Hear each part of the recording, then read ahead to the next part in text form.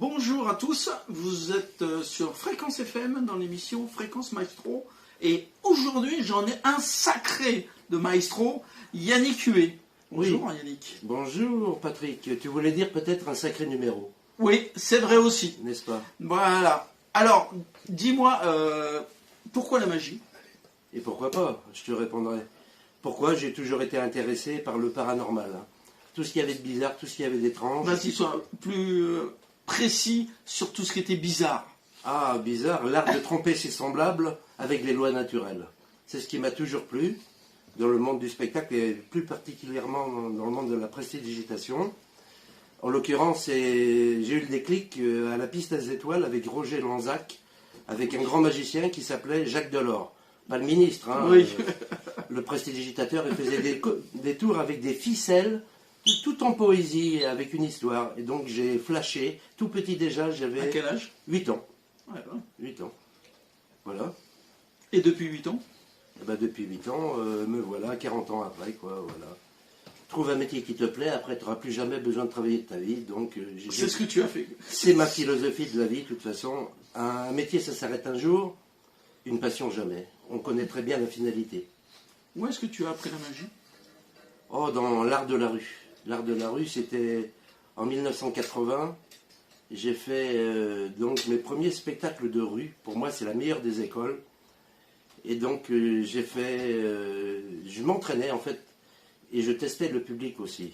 Tout simplement parce que là, il y avait Monsieur Tout-le-Monde qui passait. Donc, il pouvait y avoir le représentant de commerce. Il y avait des clochards, il y avait des voyous ou des faux voyous. Il y avait des punks à l'époque. Oui, il y avait des enfants aussi. Et il y avait aussi des stars qui passaient incognito. Et moi, un jour, j'ai rencontré une star qui passait pas incognito. Il s'appelle toujours Bernard Billis, qui a fait le plus grand cabaret du monde depuis 20 ans chez Patrick Sébastien. D'accord, et il faisait des tours de magie, tout ça? Ah non, lui, pas dans la rue. Déjà, il était très connu à la télévision et dans le monde entier déjà à l'époque. Nous étions dans les années 80. Et moi, j'ai fait jusqu'à 1984 l'art de la rue. Mais lui, il m'a présenté dans un cabaret, un lieu très célèbre, où tout le beau monde de Paris, donc des gens très célèbres aussi venaient. Et donc j'ai commencé, il m'a présenté au Tribulum chez Jean-Paul Favant, qui est toujours le président des Arts Forains. Et j'ai fait des spectacles 6 jours sur 7 pendant environ une année. Et là donc j'ai rencontré des gens aussi très célèbres qui m'ont invité à faire des spectacles pour eux et leur famille. D'accord. Quelles sont les qualités pour être magicien? Ah, on ne s'improvise pas magicien. On ne s'improvise pas magicien. Je répète, il faut avoir du caractère, il faut avoir une personnalité. Il ne faut pas copier sur les autres. Il faut trouver son propre personnage. Et puis donc il faut s'entraîner durement pendant de nombreuses années pour acquérir le plus haut niveau de la prestidigitation. S'il devait y avoir un seul unique secret, c'est celui-là. Travailler, travailler, encore travailler. Quels sont tes plus beaux souvenirs de magicien? Oh, les plus beaux Ah, souvenirs. tellement, c'est vrai. Oui, j'en ai tellement, les plus beaux souvenirs. Oh, bon, la dernière fois, j'ai fait peur à tout le monde. Oh, carrément. Oui, j'avais Ouais. une petite rouleuse de genre rouleuse de papier Ouais. de tabac pour faire des cigarettes, Ouais. mais elle était transparente. Donc j'ai mis un billet, enfin non, un format de billet de 100 €, le même format mais un papier blanc. Je l'ai passé à travers la machine avec une petite manivelle sur le côté et de l'autre côté, il est sorti imprimé. Je l'ai montré recto verso et après j'en ai fait une boulette, je l'ai mis dans le creux de ma main, j'ai pris une cigarette avec le bout incandescent, il y a une immense flamme et il est apparu une pièce d'1 demi-dollar. Les gens se sont enfuis à côté de moi, ils m'ont pris pour un véritable sorcier et nous étions au XXIe siècle pour autant. Ah, excellent tout ça. Ah oui, j'en ai des tas de souvenirs. Oh bah Avoir vas-y, mis hein, le feu. moi je suis là pour t'écouter, tu sais. Bah, toujours avec le même papier, j'avais mis le feu au rideau d'un théâtre. Et là, les gens se sont Oula, pris aussi. là oui je comprends, là, Voilà. quand même. Là, par contre je comprends mieux ce qui Ouais, se passe. bon, les papiers peints étaient inifugés. Bon, quand même, c'était les rideaux, là, évidemment. Ouais, c'était le rideau final, d'ailleurs, justement. C'est quoi ta spécialité en magie? La cartomagie. Cartomagie, il ne faut pas confondre avec cartomancie. C'est l'art de dire l'avenir. La cartomagie, c'est l'art de la science de faire des super tours de cartes avec des manipulations qui demandent un temps inimaginable, des années et des années et des années d'entraînement pour pouvoir tromper ses semblables, faire des manipulations invisibles, c'est le plus difficile. Mais il y a aussi les pièces, les cigarettes allumées ou éteintes, et les ficelles, tout ce qui se manipule, quoi. C'est ma spécialité, en l'occurrence. Et quels sont, comment je pourrais dire, il y a plusieurs styles dans la magie? Oui, il y a l'illusionnisme, c'est ce qui se fait sur scène, avec des belles partenaires, suffisamment déshabillés pour tromper le regard de ces messieurs, avec une bonne musique de fond, et un magicien qui fait des grands mouvements, une équipe, des fois, qui travaille pour lui, ou alors il travaille avec une partenaire. Tout ce qui se fait avec des objets de grande dimension, ça, faut pas l'oublier. Et donc, moi, ce que je fais, c'est de la prestidigitation, se dire prestidigius, 10 doigts habiles. Et moi, ma spécialité, ce sont les tours de près, le close-up, des tours de table en table, avec une interactivité des spectateurs, c'est ce que j'apprécie le plus. Parce que c'est une magie de proximité, qui se fait à quelques dizaines de centimètres des yeux des spectateurs. Donc beaucoup plus difficile de tromper ses semblables que sur une scène Immense avec des Ah oui, objets, oui, oui. quoi. Malgré qu'il y a des super tours, évidemment, je ne dis pas le contraire. Mais ça n'a rien à voir, on ne peut pas manipuler des boîtes. La boîte de la femme coupée en trois, par exemple, ça ne peut pas se manipuler. Évidemment, il faut connaître le secret. Et après, effectivement, suivant le secret, nous agissons de la sorte pour donner une grande illusion, c'est le cas de le dire, aux spectateurs qui suivent. Tu as pris des cours de magie? Comment ça s'est Jamais. fait? Jamais? Je suis un autodidacte. Ah, d'accord. Mon premier livre, mon premier coffret de magie, j'avais 8 ans, et ça s'appelait L'apprenti sorcier. Tout un programme, tu vois.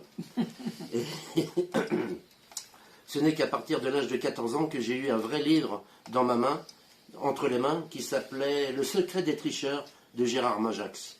Gérard, si tu me vois, je te salue. Très connu. Et bah oui, Gérard Majax, évidemment. Il y a un truc de 75 à 77 avec Vonny. C'est là où il a fait un tabac parce qu'il passait un quart d'heure avant le journal d'Antenne 2. Ah. Voilà, un très bon créneau horaire. Et donc, oui, j'ai connu Gérard à l'époque. Et puis, c'était un grand magicien, psychologue de métier. Il habitait Nice, il était psychologue. Ça, faut pas l'oublier. Et la C'est important c'est très important. dans la magie? Très important, la psychologie, oui. C'est tout un art, hein. Ce sont de multiples arts appliqués, mais aussi des sciences. Donc, l'art des sciences, moi, ma passion, c'est l'astronomie, planètes et étoiles, par exemple, en l'occurrence. Toujours est-il que la psychologie, c'est très important pour juger les spectateurs, n'ayant pas peur des mots. Et donc, il n'y a pas que ça, il y a la mémotechnie, il y a les mathématiques, qu'est-ce qu'il y a d'autre? La physique amusante. C'est quoi ça, la physique amusante? La physique amusante, c'est justement faire des tours de magie qui n'en sont pas vraiment. Par exemple, tu prends 2 bouchons de liège, Ouais. tu les mets dans une soucoupe remplie à moitié d'eau, et tu dis, par exemple, comment enlever l'eau, mettre une pièce dans la soucoupe avec les 2 bouchons, comment prendre la pièce sans se mouiller les doigts, sans prendre de gants ni quoi que ce soit. Donc tu mets 2 allumettes plantées dans les 2 bouchons, tu allumes les 2 allumettes, tu retournes un verre par-dessus, et toute l'eau remonte dans le verre. Et là, tu peux prendre la pièce sans te mouiller les doigts. Waouh. Ça s'appelle un des multiples tours de physique amusante. Voilà, c'est ce que je voulais dire. C'est très intéressant tout ça. N'est-ce pas, n'est-ce pas? Est-ce qu'il y a une différence entre la magie européenne et américaine? Oh, non, il n'y en a pas. Il fut un temps, oui, mais maintenant, non. Je pense que les Européens sont aussi forts que les Américains. Et de toute façon, c'est nous, hein, Cocorico, la magie, elle est française. Avec Jean-Eugène Robert Houdin, dit Robert Houdin, Houdin, ouais. qui lui a révolutionné la magie. Avant, c'était la magie ancienne. Lui, il a créé la magie moderne. C'est-à-dire? Il a fait un tabac. Mais il a fait des tours révolutionnaires. Par exemple, la lévitation éthéréenne. Un petit garçon était tenu en lévitation sur le coude allongé comme ça dans l'espace, sur une planche, avec 2 parpaings. On enlevait un parpaing, et il tenait comme ça en équilibre total, en lévitation totale. Donc c'était une des multiples inventions de Robert Houdin. Il en a fait d'autres. Hein. Il ne faut pas oublier qu'il était avant tout... oui, il fabriquait des automates. D'ailleurs, on en voit toujours dans son château à Blois. Donc, pour moi, c'était le plus grand magicien de tous les temps. Il a révolutionné le monde de la magie. Et même les Américains, encore aujourd'hui, parlent de lui. C'est pour te dire, il est mort en 1871. Mais dis-moi, les Américains, c'est pas des grands spécialistes des grands tours, avec des grands objets, des grands trucs... De grandes dimensions, ouais. avec certains grands... pour impressionner le public. Quoi. Absolument, oui, c'est l'illusionnisme développé à son paroxysme, si tu veux. Il y a Chris Angel, que je salue aussi.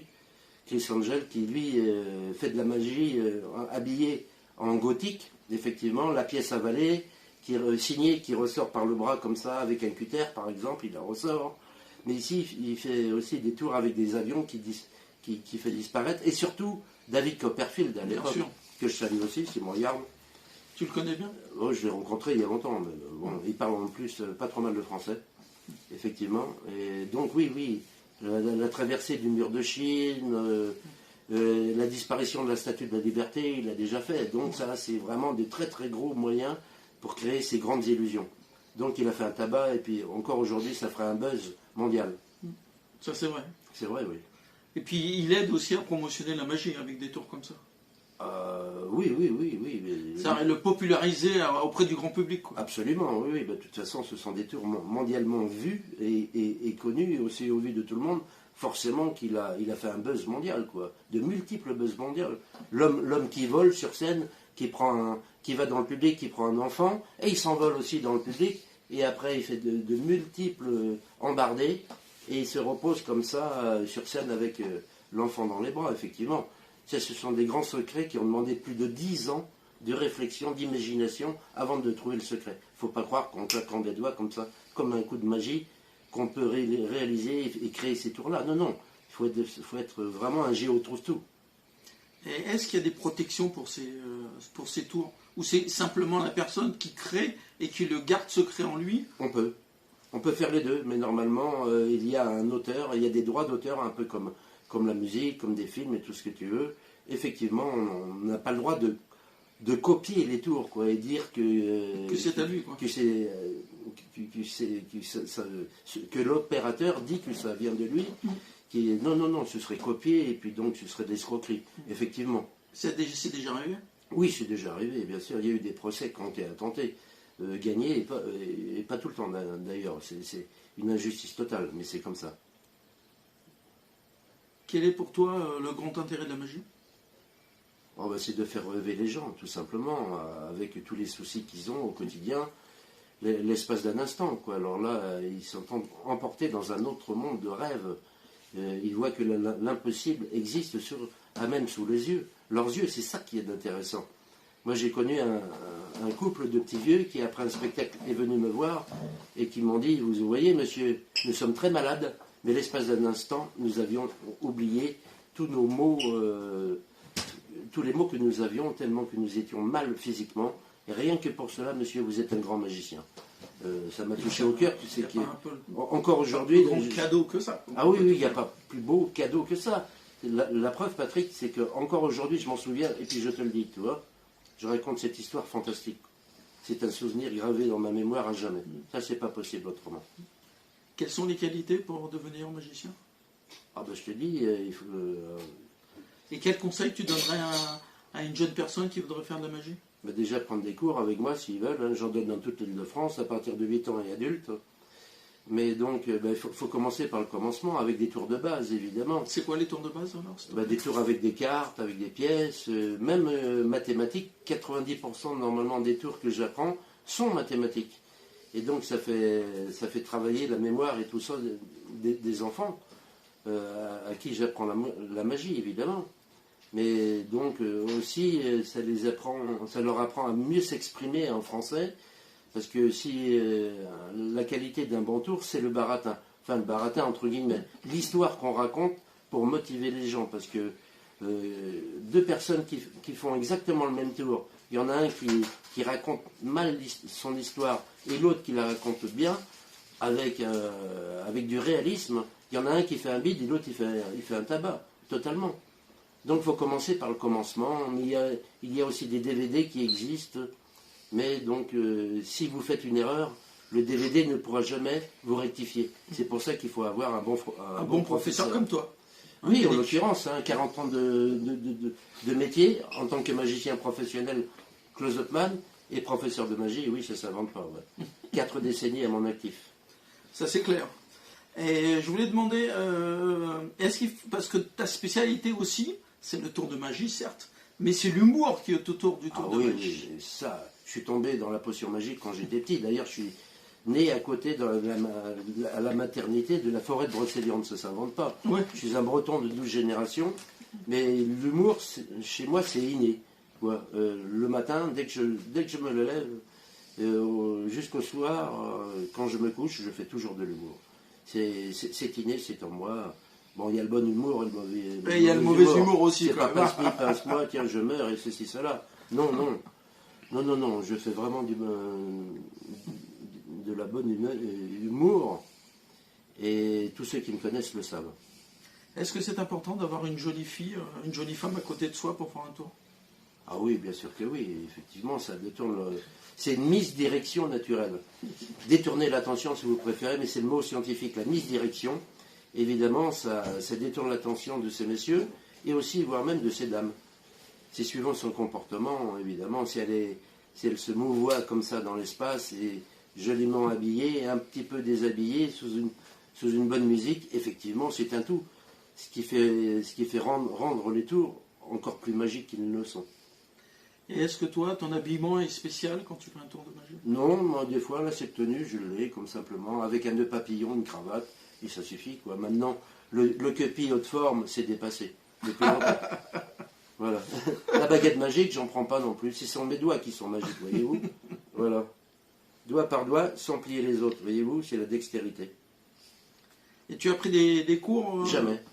Cours, tout est inné? Oui, inné. Ben, j'ai travaillé. Tu as beaucoup travaillé quand même? Énormément, travaillé énormément. Il y a des manipulations qui demandent 40 ou 50 ans de répétition. Ah oui, quand même. Le plus vieux magicien, il s'appelait Dale Vernon. Il a appris la magie à 4 ans. Il est mort à l'âge de 98 ans. Et il y a un journaliste qui l'a interviewé avant sa mort. On lui a dit « Qu'est-ce que vous avez arrêté dans votre vie ?» Il a dit « Bon, c'est dommage, j'ai commencé la magie à 4 ans, j'aurais voulu que ce soit avant. » Oui. C'est très drôle. À l'âge de 98 ans, il faisait encore des tours à la télé. Il ne faut pas l'oublier. Il était presque centenaire. Il aurait mérité de l'être. Est-ce que tu penses que la magie est toujours aussi présente à la télévision? J'ai l'impression que c'est moins important qu'avant. Un peu moins important, mais c'est en dents de scie. Des fois, ça disparaît un peu, ça réapparaît un peu. Grâce à Bernard Billis, à la télévision, au plus grand cabaret du monde, et quelques Danny Larry et d'autres magiciens. Oui, de temps en temps, ça se fait quand même un petit peu. Oui. La magie n'a pas disparu, elle est bien là, c'est comme le rock'n'roll. Le rock'n'roll restera. Oui, voilà. La magie, elle existe depuis des milliers d'années, plus de 4000 ans. Il y avait le pharaon, il y a un magicien qui s'appelait Tsé, le diminutif de la mouche. Et il faisait des tours déjà au pharaon. Alors vous voyez, ça remonte à très très loin. Je pense que la magie a toujours existé. À partir du moment où on a été deux, il y a toujours un de ces deux-là à essayer de tromper l'autre, quels que soient les moyens employés. Et est-ce que la magie est quelque part la magie, on va dire, noire? Non, ça n'a rien à voir, c'est de la sorcellerie. Est-ce que la sorcellerie peut intervenir dans un tour de magie normal? Non, jamais. Non. La précipitation, c'est pas néfaste, effectivement. C'est bénéfique. C'est fait pour tromper agréablement par des subterfuges, par l'art de la manipulation, ou alors le mentalisme, des expériences de mentalisme, mais jamais on emploie la magie noire, bien sûr que non. Personne ne doit avoir peur de la précipitation, bien au contraire. C'est fait pour vous faire rêver, pas pour vous détruire, d'aucune manière qu'il soit. Quel est le plus grand tour du monde? Je ne sais pas, vraiment. Quel est pour toi le tour qui t'impressionne le plus? Toi qui es déjà magicien. Ah, mais ce serait forcément un grand tour de cartes ou un grand tour de pièces. Mais c'est pas, par exemple, la statue de la liberté, la disparition de la statue de la liberté, tout ça. Quels que soient les moyens employés, moi, je les emploie pas. Moi, je suis un pur manipulateur. J'emploie des subterfuges, des trucs comme ça, l'art des mathématiques, revue corrigée, la mémotechnie, d'accord. Mais bon, je sais pas, les meilleurs tours, pour moi, ça se font généralement avec des cartes, ou alors des pièces, ou des ficelles, ou des cigarettes allumées, et tout ça. Même si on n'a plus le droit de les employer, c'est bien dommage. Il y a des fantastiques tours avec les cigarettes allumées. Pourquoi? Parce que c'est à cause de l'interdiction de voir de la cigarette à la télé, quoi. Bien sûr, tout simplement. Non, mais tout ce qui se fait vraiment avec des tours d'où on emploie la manipulation avec une bonne histoire. Oui, ça me fait plus rêver que de voir des grandes disparitions ou de grandes apparitions. Je n'ai rien contre l'illusionnisme. Attention, il y a l'illusionnisme macroscopique et puis ce qu'on voit sur scène, la femme coupée en trois ou alors même juste coupée en six, ça existe aussi. Les lévitations, tout ce que vous voulez. Les disparitions et réapparitions sur scène, tout ça, d'accord, mais c'est de l'illusionnisme. Moi, je préfère le close-up, la vraie précipitation, à même sous les yeux des spectateurs. Là, je les fais plus rêver, parce que, comme je l'ai dit précédemment, c'est une magie interactive. Les spectateurs participent. C'est ça qui est génial. Et il y a déjà eu des accidents?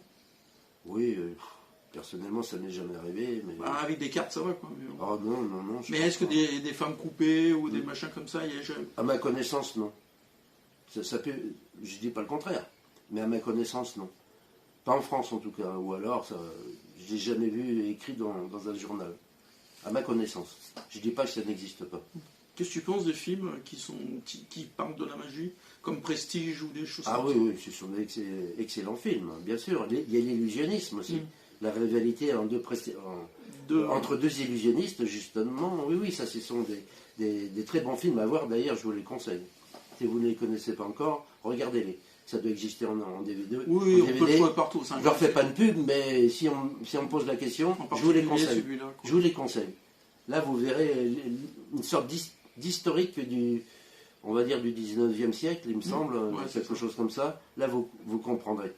C'était l'époque de Robert Houdin, ne l'oubliez pas, et Larry Houdini, qui est mort en 1926. Bêtement, d'ailleurs. Ah bon? Oui, il s'est fait éclater le foie par un boxeur professionnel. Lui qui défiait la terre entière, qui bandait ses muscles, là, il ne les avait pas bandés. Ça va, ring, hop, et boum, et puis voilà. Attention, c'était un surhumain. Il était petit, mais costaud, comme dirait l'autre. Il a fait son spectacle, et après, il a été transporté à l'hôpital, mais il était trop tard. Comme quoi, bon, c'est pas un jeu quand même. Hein. Ah non, pas du tout. Non, certainement. C'est un travail de professionnel. Hein. Il faut encore le préciser. Absolument, bien sûr que oui. Et il n'y a que des gens comme toi en particulier qui peuvent éduquer les gens à faire un bon tour de magie. Bien sûr. Sans danger. Ah, bien sûr que oui, évidemment. Mais de toute façon, moi, les tours qui se font avec le feu, par exemple, ou employer des billets de banque, je le fais uniquement avec des adultes. Hein. J'ai plus d'adultes qui prennent des cours avec moi que des enfants. Sachez-le. Et c'est dommage? Non, c'est pas dommage. C'est peut-être plus facile peut-être avec des adultes qu'avec des enfants, non? De leur apprendre les tours. C'est plus facile, effectivement. Mais de toute façon, moi, je commence à partir de 8 ans pour les enfants. Donc à partir du moment où ils savent un peu compter, et puis ils savent lire, déjà ne serait-ce que reconnaître les cartes à jouer, c'est le principal. Parce qu'autrement, j'ai connu des enfants prodiges, 6 ans, qui savaient lire et compter. Oui, ça m'est déjà arrivé 2 fois dans ma vie. Eh bien écoutez, ils étaient aussi opérationnels que ceux qui avaient 8 ou 10 ans. C'est drôlement rarissime, mais ça arrive. Ce qu'on appelle les enfants doués, quoi. Oui, prodige, c'est ce que je dis. Doué, voilà. Voire même surdoué des fois. Dis-moi, est-ce que tu as sorti des DVD Non. Pour montrer certains tours de magie ou essayer de les expliquer? Non, même pas, non. T'as pas écrit de livres? Non, toujours pas. Tout avec toi est en direct, en fait, c'est ça? Absolument, ouais. Je fais beaucoup d'émissions radio, comme aujourd'hui, en l'occurrence, des émissions télé. Non, ça m'était déjà venu à l'idée, mais bon, je ne l'ai pas fait. Peut-être que ça viendra encore, hein. Je ne sais pas. Mais ne serait-ce qu'écrire un livre sur ma vie de magicien, hein. On me l'a déjà conseillé, peut-être que je le ferai aussi. Je ne sais pas. Pour raconter ta vie? L'heure n'est pas encore venue. Oui, peut-être, oui. L'histoire de ma vie. De ta vie, Yannick. À travers l'illusionnisme, bien sûr, la précipitation et l'illusionnisme, oui. Mes rencontres, effectivement, les lieux, mes voyages, oui, bien sûr, pourquoi pas, ouais. Ça serait vraiment super. Pourquoi pas, ouais. Il n'y a pas des gens qui t'ont déjà demandé? Si, plusieurs fois, c'est ce que je t'ai dit, mais je sais pas. Le temps n'était pas venu, tout simplement. Je me suis dit qu'il faudrait que je prenne le temps pour pouvoir le faire. Peut-être que avant ma retraite, d'ailleurs, je la prendrai jamais. Je ferai comme Dave Vernon. Si Dieu me prête vie, ben, je sais pas, peut-être à centenaire, je ferai encore des tours, je ne sais pas. Non, c'est pas du tout dans mon optique, certainement pas. Pour l'instant, en tout cas. Oui, certainement pas. Alors, dis-moi, on peut te suivre sur les réseaux sociaux pour... Oui, je suis partout, sur Twitter, Instagram, Facebook, évidemment. Alors, quoi, sous Yannick Huet, ou c'est quoi le... Ah, les deux. Mon vrai patronyme, c'est Huet, H-U-E-T, Yannick Huet, ou alors 90% des artistes sont plus connus sous la forme de leur pseudo, Yannick Magic, M-A-G-I-C. Vous me trouverez partout. Sur Internet, vous écrivez sur un célèbre moteur de recherche connu, Yannick Magic, M-A-G-I-C. Vous allez me trouver partout. Mon site, c'est Magie et Illusionniste. Magie et Illusionniste, avec un S, Illusionniste. D'accord. Mais est-ce qu'il est possible de te contacter par un autre biais ou uniquement par ce biais-là? Oh oui, bah, je ne vais pas donner mon numéro de téléphone en non, direct. Pas encore. Mais encore. Ils vont le trouver sur mon site Magie et Illusionniste. S'il y a des jolies femmes, oui, je te donnerai. Ah, ben, c'est pas de refus, c'est pas de refus. Mais je suis difficile, hein, je jugerai la qualité avant. Oui. Mais est-ce que c'est pas un atout pour draguer une femme de faire des tours de magie? C'est vrai, effectivement, oui, bien sûr. Hein, le fait d'être magicien et puis d'être connu et reconnu, effectivement, oui, c'est un plus à ne pas négliger. Je n'en profite pas pour ma part, mais il fut un temps, oui. Quand tu étais plus jeune, c'est ça? Oui, voilà, tout simplement. Ça m'arrive encore d'être dragué, forcément, mais donc j'en profite pas du tout. Honnêtement, c'est vrai. Promis juré. L'avenir? L'avenir est incertain, mais tout ce que je peux te dire, je continuerai, hein, comme depuis 40 ans que je le fais. Mon but, c'est d'aller le plus loin possible pour divertir les gens, les faire rêver vraiment dans ce quotidien morose, effectivement, incertain. Avec moi, ils sont sûrs et certains de passer un bon moment. Et donc, sur les sites que tu as donnés, oui. On peut te suivre, on peut voir où tu peux... Oui. Où on peut te voir faire tes tours de magie, etc. Oui, ben sur mon site Magie Illusionniste, vous pourrez prendre justement les renseignements, il n'y a pas de problème. Effectivement. Les réseaux sociaux aussi, évidemment. Yannick Magic ou Yannick Huet, vous me trouverez partout. Voilà, merci à toi pour cette belle interview. Et puis, on va faire des tours de magie. J'aimerais poser une question. Bien sûr, Christian, vas-y. Non, ben voilà, je voudrais te poser une question. J'aimerais que tu me fasses disparaître Patrick Nadjar de mon nom. Est-ce que c'est possible? Combien tu me donnes sans que ça se sache? C'est possible ou pas? Mais viens là. Je viens ici. Je viens ici avec toi, bien sûr. Christian Gautron. Voilà, Christian Gautron. Je viens avec toi. Et voilà, ce que j'aimerais, c'est que tu me fasses disparaître ce monsieur-là. Oui, ben je verrai après l'interview, tout simplement. Mais tu sais, j'ai plusieurs solutions. Parce que j'en ai marre de l'avoir tout le temps à côté. Je m'en doute, sur tous les réseaux sociaux, il y est et tout. Voilà. Mais avec moi, il va venir aussi comme ça. D'accord. Nous ferons un trio. Vous avez entendu? Un trio. Attention, très conséquent. Voilà. Moi, je vous trio infernal. Voilà. Ben, c'est super sympa. Et puis... Voilà.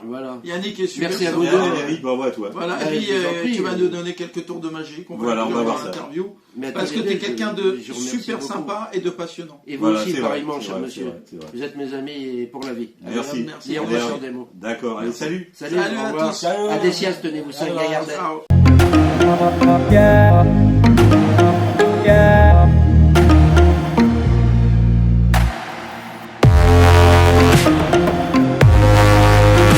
Tu vas tirer une carte, celle que tu veux vraiment. Tu me la montres surtout pas. Bah non, on peut la montrer. La fais bien voir à tout le monde. Ok. Ouais. Et donc, tu l'as fait voir à tout le monde. Ouais. Je la mets comme ceci. Oui, entre les jokers. Entre les jokers. Voilà. D'accord. Je la montre bien. Hein. Donc, joker, la carte quelconque, c'est bon. ici. Ouais, elle est là. Tout le monde la voit bien? Ouais, c'est bon. Donc, je la laisse ici, aussi au vu de tout le monde. Et que vais-je faire ici? Je vais prendre une seconde carte, je ne sais pas encore laquelle. Ouais. Je vais bien voir ça. Allez, hop.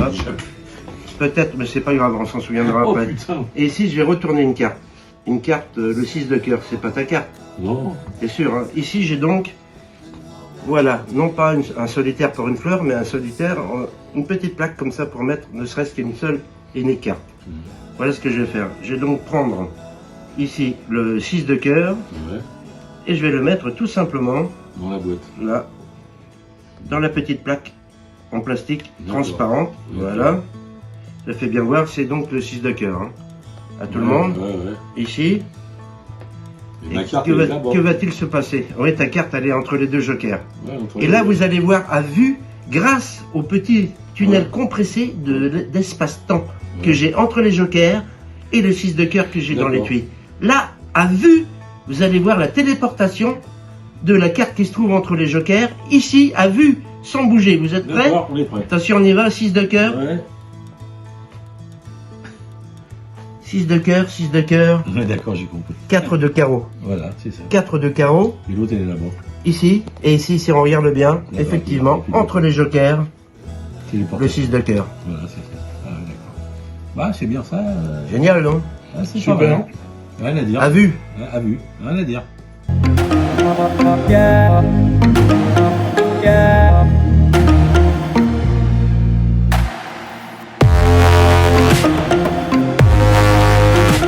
Il y a des petites poussières totalement infinitésimales qui se promènent dans l'atmosphère. Mais il faut avoir les bonnes lentilles dans les yeux pour pouvoir les voir. Hein. Tiens, regarde. Avec mon index, comme ceci, je vais t'en prendre une, je vais la mettre sur un tapis rouge. Mais je vais la matérialiser maintenant, regarde bien. Oh, une balle mousse, dis donc. Génial. Tiens, je vais la mettre dans l'autre main. Et je vais te faire voir qu'effectivement, il peut y en avoir une autre. Ouais, regarde, je la prends. Hop, je la mets là et je vais la matérialiser. Deuxième balle mousse. Ok? Je vais en prendre une, je vais la mettre dans ma poche, comme ceci, tu vois. Et l'autre dans ma main. Et attention, invisiblement, je vais prendre la balle mousse ici et hop, la faire passer là. Effectivement, maintenant j'ai deux balles mousse. On va faire l'effet inverse maintenant. Je vais en prendre une comme ceci, je vais la mettre dans ma main. Et la deuxième, in the pocket, comme ça.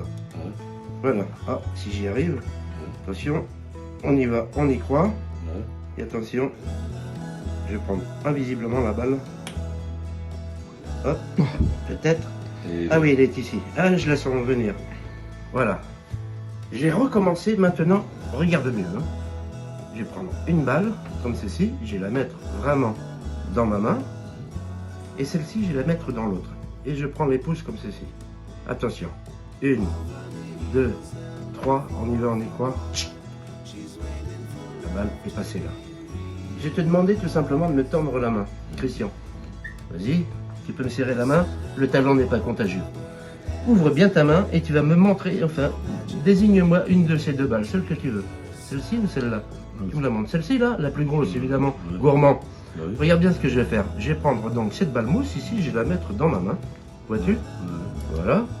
Et l'autre, je vais la mettre dans ta main. Ferme bien ta main dessus. Ferme bien, hein. Ferme bien. Lève le pouce comme moi. Regarde, je prends maintenant un fil invisible que j'ai dans ma poche. Je le roule autour de mon pouce, autour du tien. Ça va, je tire pas trop? Non, ça va. Bouge le pouce pour voir. Top, c'est bon. Là, je vais prendre la balle invisiblement et je la fais rouler sur le fil invisible. Ça fait une heure que j'ai plus de fil invisible, j'en vends encore. La preuve qu'il me veut vraiment. Attention, on y va là. 1, 2, 3, 4, 5, 6. As-tu senti quelque chose, oui ou non? Non, c'est une boutade de Dijon. Je récapépète depuis le début. Je reprends la balle invisiblement. Toc, as-tu senti quelque chose maintenant? Ah là, c'était pas une blague. Regarde bien. Ouvre ta main comme ça sur le tapis. Ah, Monsieur Christian a les deux balles mousse. Comme ceci, voilà. Bravo Christian.